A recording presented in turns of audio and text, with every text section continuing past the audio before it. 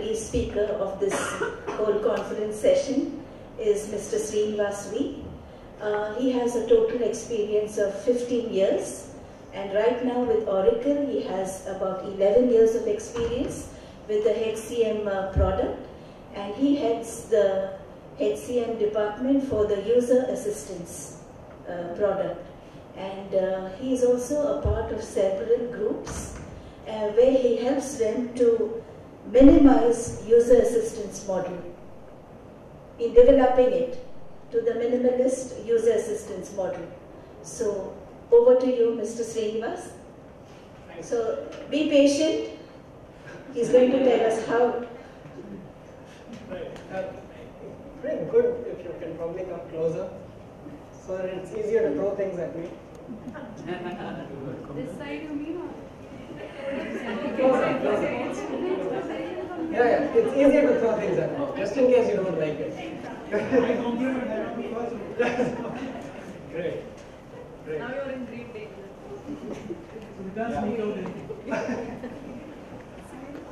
Another one from Oracle, so you might be getting really impatient.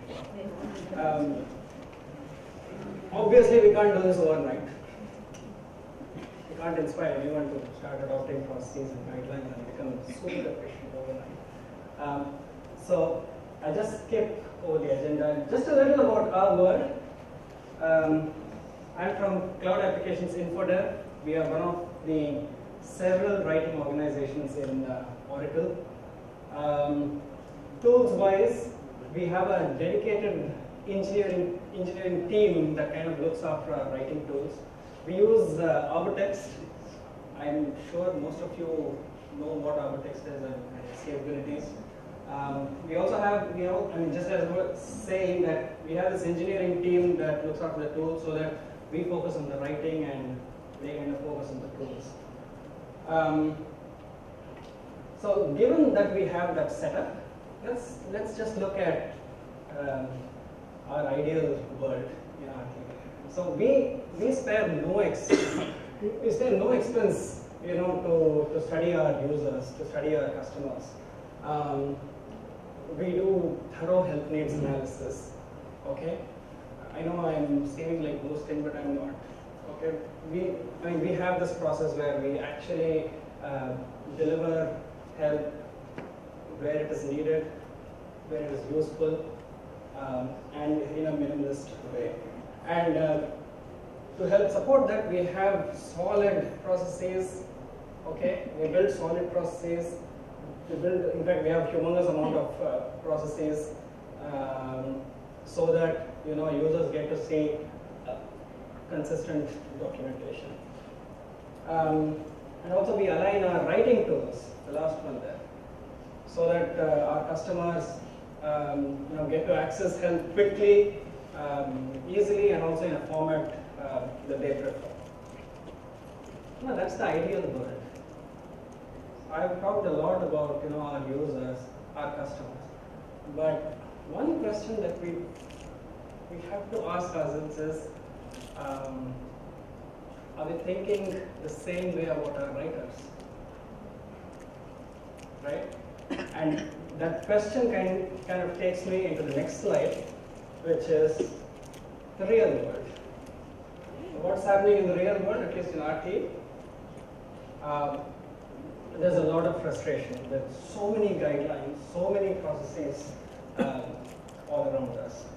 And you might be thinking, what is this guy talking about? Too many guidelines, too many processes. We just write health, right? What is this too many processes that we're talking about? The reason I say too many guidelines, too many processes is that we don't we support the product teams to review every bit of English in the UI, right? We review the error messages. There's a lot of guidelines on that. So that to review user interfaces, there's a lot of guidelines. So how do you review a header? How do you review a section? We go into the nitty-gritties of all that. Oh, and then we also do user assistance. We do help topics. We do help, which is like what we call as the embedded help that resides in the UI.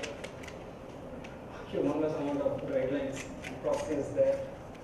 And since we also look at a very pattern-based approach, you must be using content types, right, to build your help topics, right? Have you heard of information mapping? Right? So each pattern or each content type requires a particular way, a particular standard way of approaching the way you write. Right? So all of this means a lot of guidelines.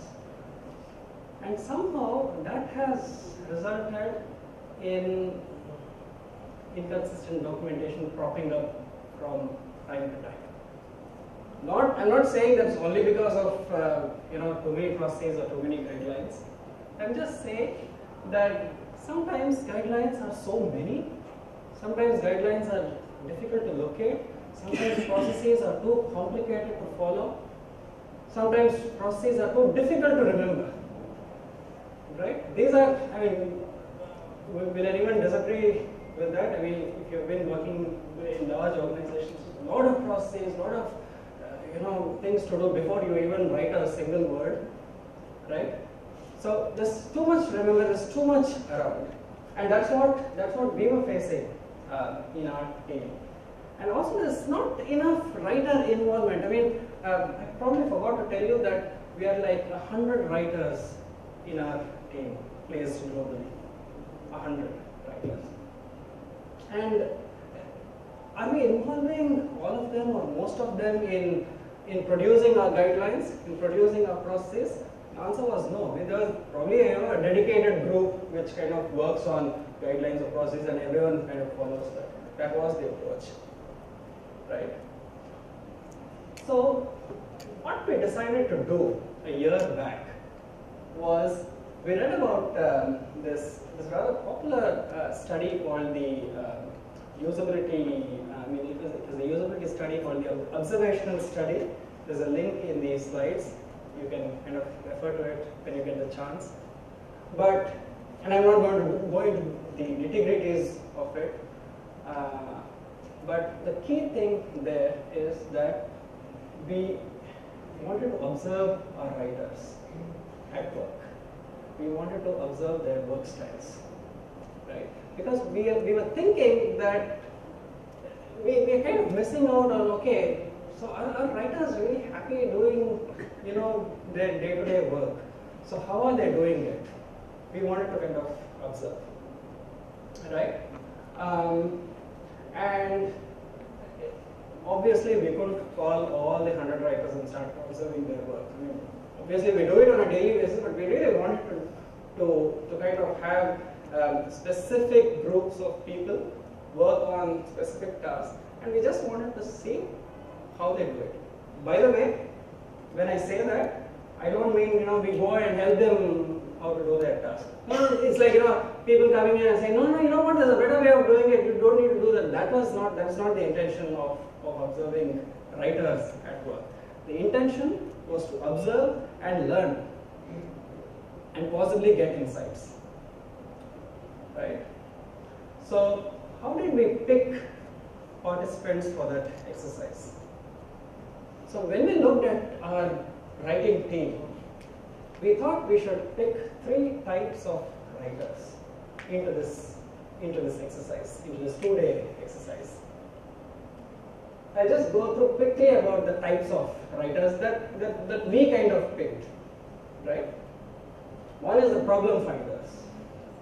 So, I know some of you might be actually putting yourselves into each type, but one is the problem finders. The problem finders are basically are these people who, let's say you give out a new tool, and the next day they might come up with 100 questions about why this tool might not be efficient, why this tool, or rather what are the other nice to have features in this tool, and other questions about the functionality of this tool. So they basically want to, get to the bottom of it, right? Like detectives, right? So these are some writers that we have. Really good positive, attributes. Then we have the steady goers. The steady goers are like, okay, I'll do your work. You give me the tools. You want to deliver it by this time? I'll do it. or the tool is bad, it's okay, I don't care. The tool is there, I do it. But believe me, we have a lot of those people, me included. I don't really mind which tool you give me. I'll kind of do my work. I mean, I'm happy. Right? Why did I put a turtle? Slow and steady wins the race. Right? And they're quite happy doing it. They don't have too many questions. They're quite happy doing their job. So those are the, one more type of participants, or shall we call them the control group. Right? All these are control groups. So we wanted those kind of writers as well. Why are we picking up these writer types? Basically, we thought that they'll represent the larger group. So that's how we'd know what is the general insight from all these 100 people. I mean, you can at least have some 50 writers mapped to at least 2 problem finders in our group. We know, okay, you are like XYZ, kind of a thing. You raise questions, you ask questions. Maybe every day I open my inbox, there's a question from this guy about a tool. So like that. Then we have the power users. The power users are like, you give them something and they'll kind of become experts, and probably the next day they'll start, helping others as well learn the tool or utilize the tool. They are the gurus. So we wanted them also to be a part of the exercise. And as you can see here, we took a lot of notes, and some people like to do it the old-fashioned way, handwritten notes. We wanted to do it the way we like, right? So we took a lot of notes, and at the end of the day, believe me, we actually came up with a lot of interesting things. Some things that we came up with, I'm not kind of talking about it in this session because it's very internal. You might not even understand it. But there are some things that I want to kind of highlight today. One is, we observed that people were, not their fault, but people were using like a single monitor to do everything, their laptop monitor. And if you look at the kind of processes that we have, not just in our team, but maybe in your teams as well, we do so many things other than write. We might be referring to some guideline, or we might be referring to some checklist, right? We might be having our application open. How many people have their application open while documenting it? Almost everyone, right? Almost everyone. That's like, so how many times do you alt tab to the application? Oh, okay, that's section. Alt tab back to the document. Okay. We thought that this is kind of a manual, too much of a manual effort. Can we kind of improve it? And again, this was just what we observed. People were doing it really fast. Alt tab, application, then alt tab, maybe go to the style guide, come back to the document, write your stuff, again alt tab somewhere else, right? So what we did was, we supplied 2 monitors. Okay, not that we think that we did something groundbreaking. It is just that it didn't strike us before. It struck us because we observed our writers, right? How many of you guys use dual monitors? I'm sure a lot. See that? So many people. It just didn't strike us because we never saw them at work. We never saw our writers at work. We only see their deliverables, right? We don't see them at work. So the moment we gave 2 monitors to each writer, believe me, I don't even need to say how much they treated that as a blessing, because there was no alt tab, more screen real estate, right? And that's it. And then what else did we do? Other thing that we were consistently seeing is, and this is a fact. So I know many of us handle a lot of topics, right? Maybe 100 topics, maybe more than that. And we are like, at least in our team, because we also document a huge product family, we are like tens of thousands of topics, and maybe each writer, easily runs into kind of hundreds of topics of maintenance and creation, right? And then we were seeing that as they were writing their topics, or as they were finishing up their topics, or whatever stage they are in, they used to have all their topic titles in an Excel spreadsheet. Great practice, because you're being very organized in your head when you do that. Okay, and then they were tracking. Okay, fine, all done, 50% complete, or maybe whatever status is it in. Did I publish this topic? Has it been released to customers? Okay, am I making any updates to these topics? And what are my future plans? These topics need to be updated for this release.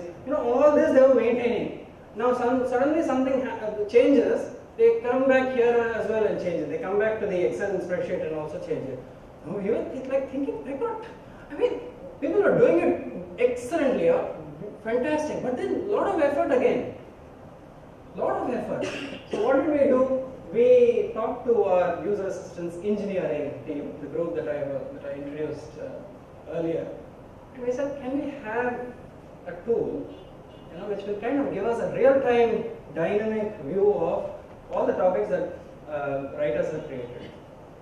And it's not just useful to the writers, it would probably be useful to the managers, because I quickly know, okay, how many topics does X need to, how many topics does X need to update for this release?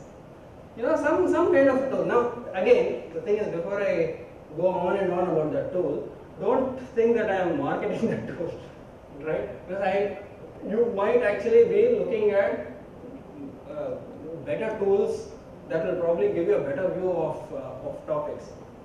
What I want you to focus on is that we observed that look, there's a lot of effort there from Excel, and then something changes in the system, then we had to change the Excel sheet as well, right? So we reacted to that, we responded to that, got a tool, right? And then we conducted a survey. We just wanted to see how many people are kind of using the spreadsheet thing.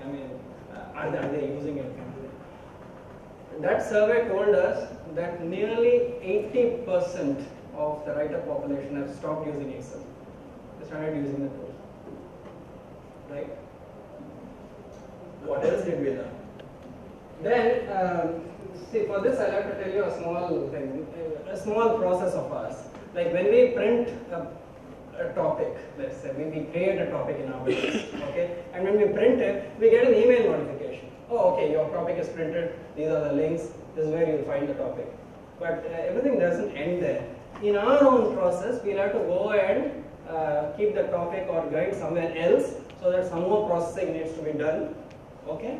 But then, mostly we saw that people kind of forgot, okay, now, I know I have to place this topic somewhere else, stage this topic somewhere else, but I don't know where. And I know I've read a guideline somewhere, but I can't seem to remember that. So, a lot of people are stuck there. A lot of people have forgotten to stage their topic for further processing. So what did we do? We saw this predicament.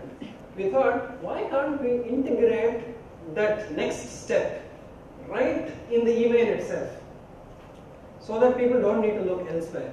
So I hope I'll use this right. Okay, so this is the link. This is a link, that where people have to navigate to place that topic. So we just added that link in this email. Oh, sorry. We just added the link in this email. That's it. We didn't have a single writer ask us where to keep that topic, because it was all right there. So the important thing to note there is to integrate processes in the tools that writers use. Integrate, right? Then the other thing that we looked at is this came up, when we gave a brand new functionality for the writers in that exercise to test, right? And we also gave them a set of steps to use that functionality, right?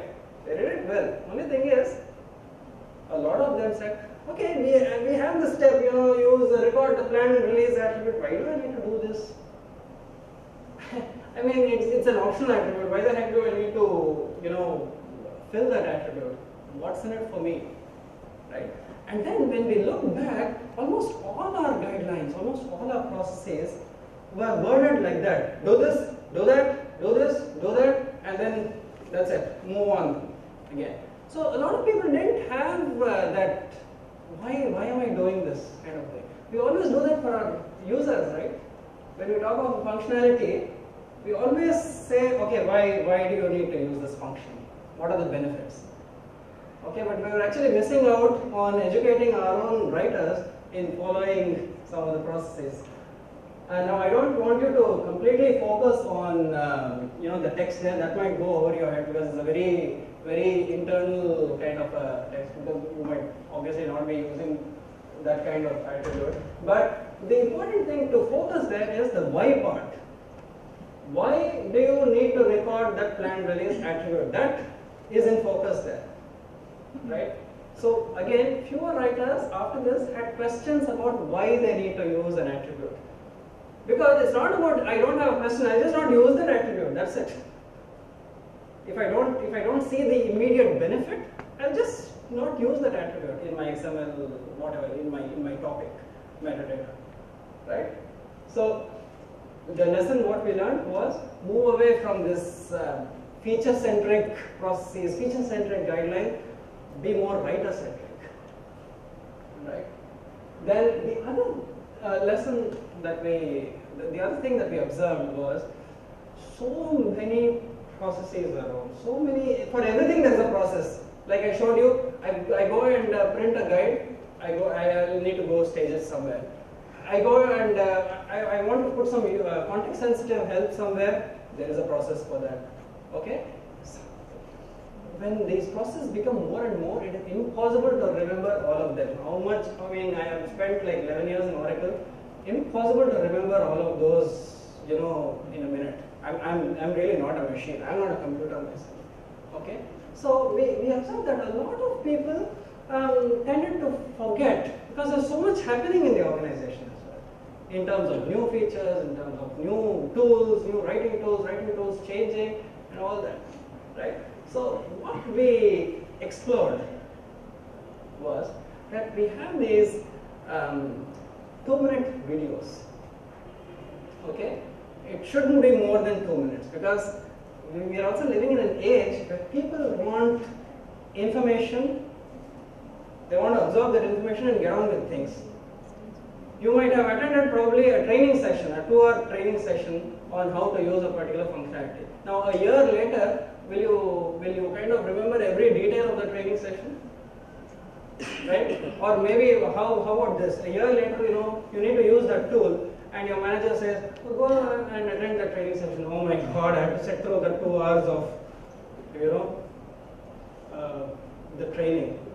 2 hours of the training just to understand some aspects of the tool. So the videos that we kind of visualized was give these 2-minute instant refreshers, just like your Maggi noodles. It should be over in 2 minutes, right?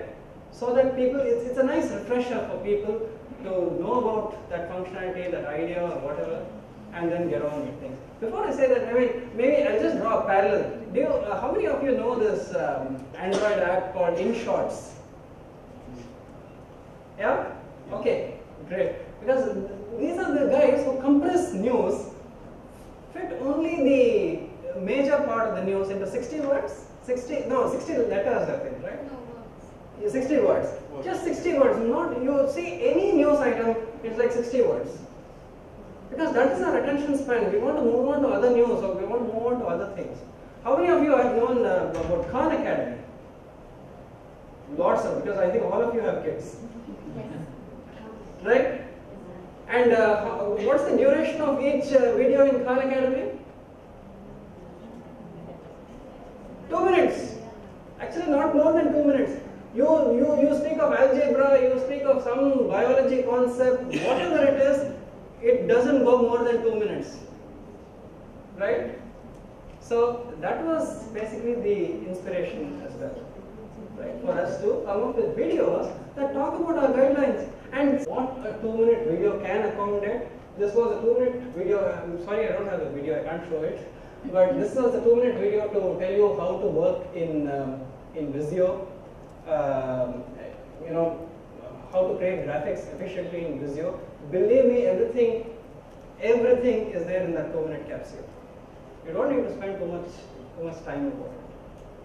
And to kind of make things even easier, we kind of said, okay, use shortcuts, or rather, okay, insert text and shapes using shortcuts. That begins at 1 minute 40 seconds. You can scroll right to the 1 minute 40 seconds. Just see Just see, the stuff that you are interested in and get on with it.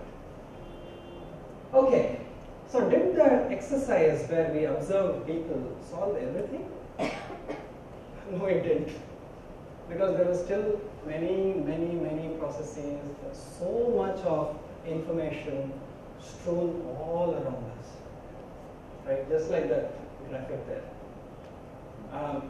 Some have it in, we had some having, we had some information in wiki pages. We had some in Word documents. We had some in, I don't know about how many people know about Kix pages. A lot of Oracle people, so Kix pages. So a lot of formats, right? And then a lot of people. No one knew who came up with that guideline, for instance. No one knew, because it's all static. It's all somewhere, and someone knows. Okay, this guideline is here. Use it.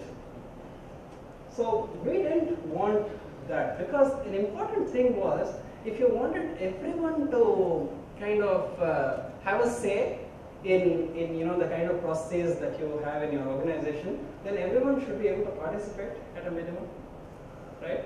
Now the current model that we had was not allowing that. So what did we do? We moved to Confluence. Obviously, I think, how many of you know about Confluence? Excellent. Okay, we moved to Confluence for a reason. One is the storage. We got everything together. So all our deliverables are in one place. So you can see getting started material. We do training courses, guidelines on tools, guidelines on operations, whatever. Everything under one store. But then storage was not just the one thing that we were interested in. Confluence also offered search facilities, excellent search facilities, right? And we could actually tag, okay, so let's say we have a guideline to write, some particular content type, right? So we could just very quickly tag it or give it a label, I guess, not a Confluent expert. And the moment you give a label, it can be searchable, right? So searching was something that we kind of lay a big emphasis on when we moved to Confluence. And then, even though we had a great tool, it still required some thinking to kind of organize our guidelines, right? So, for instance, this particular where we talk about creating you can't read this, but that's okay. Creating graphics efficiently in Visio. So, displaying information where it really matters. So, maybe you have a 2-hour training session for people who are just new to that, and they can go through that, or people who have been in this for like donkey's years, they just need a refresher. So put that 2-minute gist video that I was talking about right there. Okay? So, basically displaying resources where it really matters. And then finally, and this was really most important, encouraging participation and collaboration. Right? So, any guideline or any process that we put on Confluence, now there is a comment thing. People having problems with, maybe some people thought that the guideline was so convoluted. How many of us are in that position where we thought, wow, God, this process is so complicated, so long, why should it be so long, right? So, put in a comment there and it reads directly, the author, and you can see here that there's a graphics guideline on this page, and a lot of comments about that guideline. There's a discussion going on. There's a participation. Basically, people are participating in the evolution of those guidelines, and that was what was important, the participation. Now, we did have that big page where we got in all the information together under Confluence, right? We had one, that central site. But then again, we also had those people who say that, each time I want to get into a guideline, I open this menu, that menu, then some other category, then again, you go to a lot of clicks basically. So what we did was parallelly, we started developing this one single page, having everything, right? And those were for the really impatient users who wanted to quickly get to a guideline and get on with it, right? So because it was in a single page, just use the browser search capability to get to the guideline. As you can see, it's an alphabetically ordered list. So A to Z. Unfortunately, I can't scroll this, but it's quite a long page. But then search is there. Okay, you want to search for graphic guidelines. There it is. You want to search for message reviews. How do I do a message review? Simply put a search, you will be taken right to that guideline, right? This in no way kind of is an alternative to the bigger page, but it's more of an alphabetized index. So we needed an index, for people to get to our guidelines and processes easily and quickly. So what are the key takeaways here? First of all, I think it's important that we identify the challenges that writers face, and believe me, we invested a lot of time in observing our writers, and we thought that it was very, very important. Because we got our results. Always present tools. If you're bringing a new writing tool or promoting a tool, promote it not from the tool's perspective, but promote it from what it can do to the writer, how it can increase their productivity. What are the immediate benefits that writers can see, right? And very, very important to have everyone in your organization participate in evolution of guidelines, evolution of processes. Everyone should have a say in how a guideline is formed, right? And then always look for different ways of presenting your guidelines and processes. Have alternative methods, because we are people with different work styles. Some of us have one work style, like what we said, the problem finders or the steady goers. We all have our work styles. Important to cater to these work styles, see that there are alternative ways so that these people can find it much more comfortable to access information. So that's all I had. Time for questions. Yes? You talked about having videos and also the tools, right? Right. So who prepares it, right? With all the writers will be agreed and all that. We really developing these videos. The people who got the idea, obviously. See, there are always people who will want to evangelize stuff about goals and guidelines. So in our case, we developed a working group. We developed a group, who are not looking for immediate gains, but wanted to try out new things. So just a small group. And believe me, it didn't take much time to develop these videos, probably 3 to 4 hours. Right? So you need crowdsourcing also, actually. Exactly. And also, it's not just that one dedicated group develop videos. A lot of us are experts on a lot of things, right? One might be an expert in analytics, for instance. One might be an expert in health topic summary, or one might be a guru in how to design effective user assistance and all that. So all of them might want to bring out their thoughts at some point of time. So it's important that we promote those in terms of videos. And see, videos, again, this is what we did. Yeah, especially in the context of small organizations. Exactly. This is what we did because it worked. Now you have KB articles. People like to read KB articles. So go in that direction. If you have writers who are much more comfortable using that mode of reading guidelines or absorbing guidelines, go in that. This is just what we did.